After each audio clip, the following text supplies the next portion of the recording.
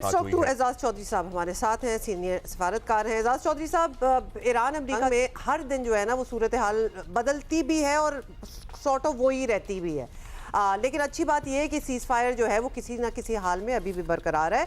तो अभी ईरान के पास अमेरिका की नई तजावीज़ पहुंच चुकी हैं, क्या उम्मीद रखें कि इस बार कुछ हो सकता है और ये मामला it should come to good conclusion and and?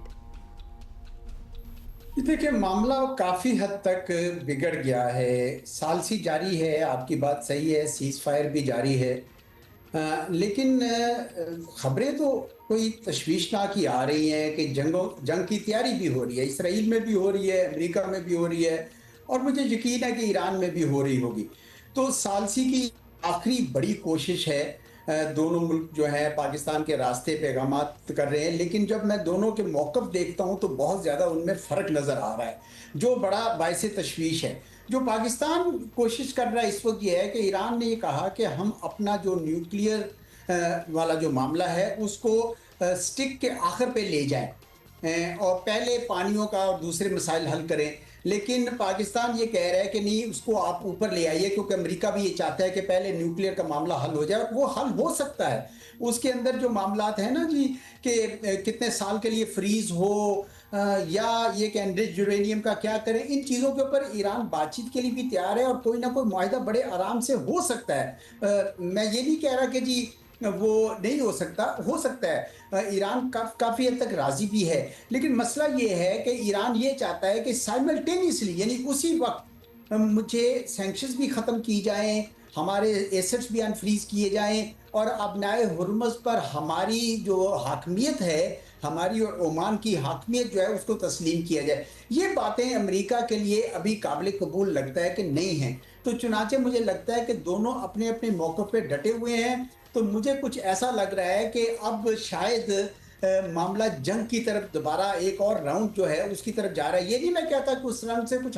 हासिल हो जाना है, बिल्कुल कुछ हासिल नहीं होना, मजीद तबाही होगी। ये ईरान के पावर ग्रिड पे हमले करेंगे, ईरान खलीजी रियासतों पर खुसूसन इमारात पर हमले करेगा और उसके बाद ऐसी तबाही वहाँ भी फैल जाएगी और पूरी दुनिया के इक्तिसाद में भी फैल जाएगी। डिप्रेशन आ सकती है, रिसेशन का तो पहले ही लोग कह रहे हैं कि आने का खदशा बहुत है। तो बहुत नुकसान होगा, हमारे जैसे ममालिक जो हैं वो भी शायद बहुत ही मुश्किलात में आ जाएंगे। लेकिन बदकिस्मती से मैं ये यानी देख इस तरफ रहा हूँ कि दोबारा जो है उधर अमेरिका में जो उनके अपने नियो कॉन्स हैं और दूसरे जो हैं उभार रहे हैं। इसराइल तो हमेशा से चाहता था कि ये जंग जो है वो ख़त्म ना हो बल्कि और मज़ीद पहुँचे। तो लगता ये है कि ये दोबारा उससे अनलेस के कोई ब्रेक थ्रू हो जाए और अचानक दोनों साइड जो हैं फ्लेक्सिबिलिटी करें, मुझे लगता है कि एक कोशिश और करनी चाहिए कि इनको बिठाएं आपस में आमने सामने, ताकि साइमल्टेनियटी आए, यानी एक ही वक्त में दोनों कंसेशंस आपस में बांटे। जो पहले देगा वो दूसरा नहीं। जैसे याद है ईरान ने अपनाए हुर्मुज़ को खोलने का ऐलान कर दिया था, तो ऐन उसके बाद अमेरिका ने कहा कि हम तो अपना नाका नहीं है। दोनों को साथ करना चाहिए था, अगर उन्होंने दिया था तो आप भी ब्लॉकेड हटा ही दें, and that is how it should have been. बात बन जाती, लेकिन तब से जो मामला अटका हुआ है वो अब तक अटका ही हुआ है। अब ये बताइएगा जॉय साहब कि आपने हुर्मुज़ की बंदिश ज़ाहिर है इस जंग से जुड़ा एक अहम तरीन मसला है, पूरी दुनिया इससे मुतासिर हो रही है। तेल की कीमतें का क्या हाल है, दुनिया में महंगाई और प्रातज़र की क्या सूरत हाल है।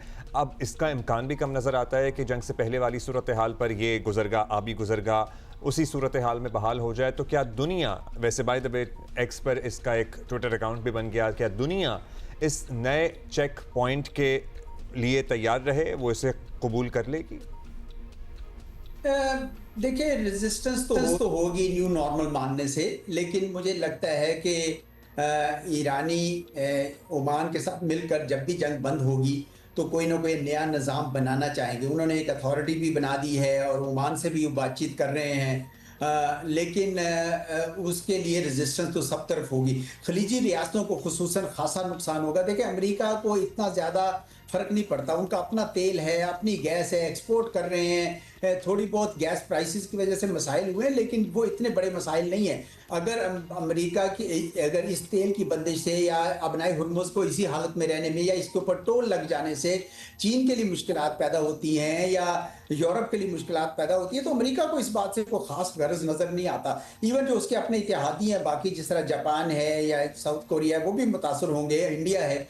لیکن مجھے لگتا ہے کہ زیادہ جو ہے یہ ایرانی جو ہیں وہ ان سے یہ چھڑا نہیں سکیں گے، اور اگر طاقت سے نہیں چھڑا سکتے تو مجھے بتائیے تو میز پر بیٹھ کے پھر کیسے کریں گے؟ کیسے ایرانی، اگر آج طاقت سے آپ نے چھڑا لیا ہوتا تو ٹھیک تھا، اگر نہیں کر سکیں تو اب ایرانی کہیں گے کہ جناب اب تو ہماری آپ اس پہ حاکمیت مانیے۔ وہ یہ کہہ رہے ہیں کہ عمان کی بھی ہے اور ہم مل کر بیٹھ کے اس کے اوپر کوئی نہ کوئی سلسلہ کریں گے، اور مجھے لگتا ہے کہ اب نائب ہرمز جو ہے وہ ایران شاید اب نہیں جانے دے گا۔ مجھے لگتا ہے کہ یہ نیو نارمل کی طرف بڑھتا چلا جائے۔ چلیں لیٹس سی کہ ادھر کیا ہوتا ہے۔ اب یہ بتائیں کہ پاکستان کی کوششیں جو ہے نا وہ اس وقت بھی جاری ہیں، اور ہمارے سینئر ترین انفیکٹ لوگ جو ہیں وہ امریکہ ایران سے ڈائریکٹلی انگیجڈ بھی ہیں، لیکن اگر امریکہ اور ایران کو کسی معاہدے تک پہنچنا ہے تو پاکستان اور دیگر ممالک کے ساتھ کسی عالمی ادارے کو بھی کچھ کرنا پڑے گا۔ اور اس ضمن میں یہ بتائیں کہ یونائٹڈ نیشنز کا اب کیا رول ہے؟ وہ واقعی کچھ نہیں کر سکتے یا کرنا نہیں چاہتے یا کچھ کر سکتے ہیں؟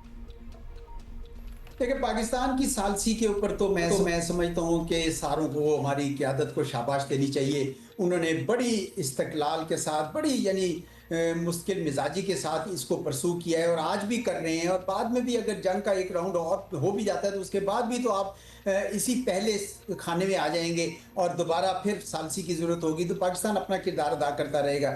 مجھے اقوام متحدہ کا کردار آج سے نہیں، پچھلی 2 دہائیوں سے اقوام متحدہ کا کردار نظر نہیں آ رہا ہے۔ جب امریکہ نے عراق پہ حملہ کیا 2003 میں تو بھی مجھے اقوام متحدہ کا کوئی کردار نہیں نظر آیا۔ جب انہوں نے افغانستان پہ حملہ کیا تب بھی نہیں، جب روس نے یوکرین پہ حملہ کیا تو اقوام متحدہ ایک فورم ہے، ایک پلیٹ فارم ہے، اس سے زیادہ کچھ نہیں کر سکتا۔ جب اس کے اپنے خالق یعنی امریکہ کا جو ملک ہے وہ اس کو قدر دینے کی یعنی اس کو نہیں دینا چاہتا، کسی قسم کی عزت افزائی اس طرح نہیں کر رہا، تو اقوام متحدہ کیسے کردار ادا کر سکتا ہے؟ ہاں یہ ضرور ہوگا کہ اگر یہ کوئی معاہدہ ہو جائے تو پھر اس کو اقوام متحدہ کے فورم پہ لے جانا چاہیے، تاکہ لیجیٹمیسی تو وہیں سے ملے گی۔ یہ انٹرنیشنل لاء کا حصہ تو تب ہی بنے گا جب وہاں جائے، اور وہاں پہ باقی طاقتیں بھی ہیں، روس ہے، چین ہے، اور یورپ کے جو ممالک ہیں، تو وہ سارے اگر مل کو اس کے انڈورس کریں گے تو پھر یقیناً اس کی لیجیٹمیسی زیادہ ہو جائے گی۔ گارنٹی تو پھر بھی نہیں ہوگی لیکن لیجیٹمیسی ہو جائے گی۔ تو میں سمجھتا ہوں کہ اقوام متحدہ جیسی آرگنائزیشن کا کردار ہے تو صحیح لیکن بہت کم ہے، اور اب اس دنیا کا جو اس وقت کرا کر نظام ہے جو توڑ پھوڑ کا شکار ہے، اس میں ہر ملک کو اپنی حفاظت اور اپنے جو طاقت ہے اس کو برقرار رکھنا ضروری ہے۔ تھوڑا بہت اقوام متحدہ کا کردار البتہ سماجی میدان میں اور دوسرے جو ایریاز ہیں ڈیولپمنٹ کے ایریاز میں یقیناً ہے اور رہے گا، لیکن پیس اینڈ سیکیورٹی میں بڑا لمیٹڈ ہو گیا، بڑا محدود ہو گیا۔ لیٹس سی جی کیا ہوتا ہے، اور آنے والے 2-3 روز ہر ہفتے ہم یہ بات کرتے ہیں کہ اہم ہے، ہر دن یہ بات کرتے ہیں، آنے والے 2-3 روز اور اہم ہیں، لیکن سرٹنلی اب بھی اہم ہے، اور اہم ہی ہے نا، مطلب ظاہر ہے دنیا ایک عجیب کشمکش میں مبتلا ہے۔ سیز فائر تو ہے لیکن جنگ بھی نہیں ہے، سیز فائر بھی ہے، لیکن ایٹ دا سیم ٹائم امن و امان کی صورتحال بھی ہینگنگ بائی اے تھریڈ ہے۔ اور دوسری بات یہ ہے کہ اپنا ہرمز والا جو معاملہ ہے وہ بڑا سیریس ہے، because that is affecting everyday lives and livelihoods as well. Livelihoods اور مہنگائی، مطلب ہمارے یہاں تو ایگزیکٹلی وہ نظر ہی آ رہا ہے۔ اینڈ ٹو تھنک کہ when the jung started, when the war started, this was not even, it was a non-issue۔ اب یوکرین اور رشیا کی آپ جنگ کو دیکھ لیں، جنگیں تو جنگیں ہی ہوتی ہیں، اور ان کی ہر طرح سے اور ہر جگہ پہ مذمت ہی ہونی چاہیے، لیکن ایٹ دا سیم ٹائم ہم اس جنگ کی بات کریں تو آپ نے ہرمز کی بندش کی وجہ سے پوری دنیا کس طرح اس کی لپیٹ میں آئی ہے، پرٹیکولرلی دنیا کا یہ خطہ جہاں ہم رہتے ہیں، ہم تو بہت بری طرح افیکٹ ہو ہی رہے ہیں۔